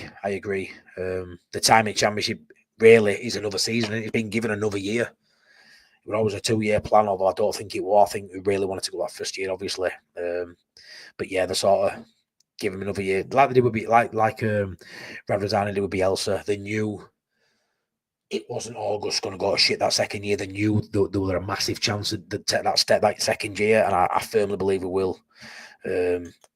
Need a world-class keeper for Prem, 100%. I agree.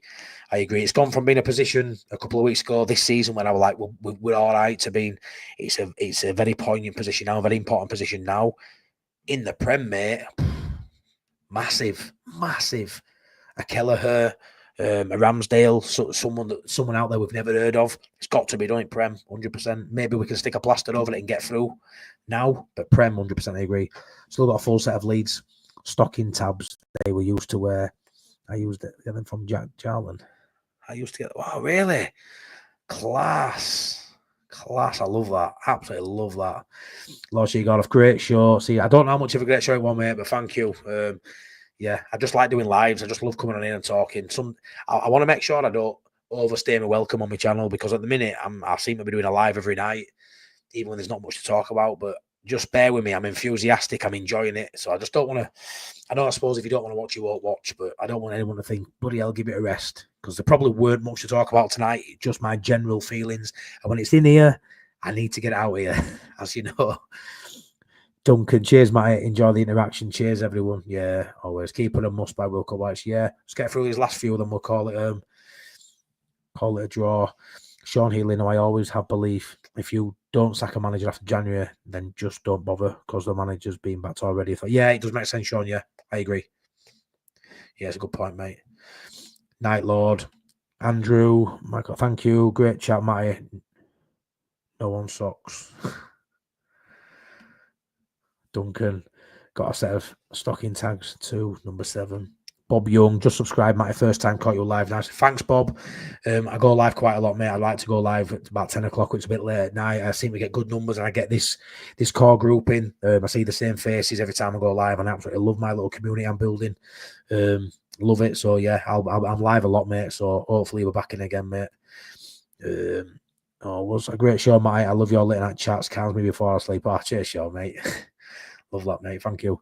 Duncan got 1 to 11. Night Lordy. Thanks, mate. Enjoyed it. Yeah, me too. And thanks for coming in. Much appreciated.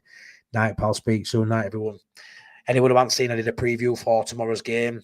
If you want to check that out before kick-off tomorrow, that'd be great. Cheers, Matty. Cheers, Nige. Thank you for your comments. Really good comments today. Really good interaction. Just love a good waffle on, so I'm always here for that, and it seems you guys do too. So, yeah, hopefully we get a good win tomorrow. Just Joe Puss saying nothing. Hopefully we get a good win tomorrow.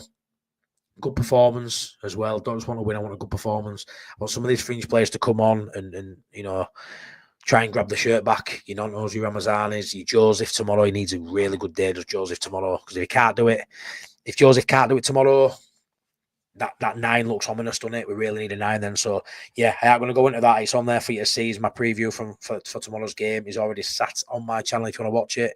Thanks so much. Good night. God bless. Enjoy your weekend. I'll see you tomorrow night again for a live at about 10 o'clock for the review of the game. And you'll see me on Sunday night for another live with the Only Leeds Bros for the final pint.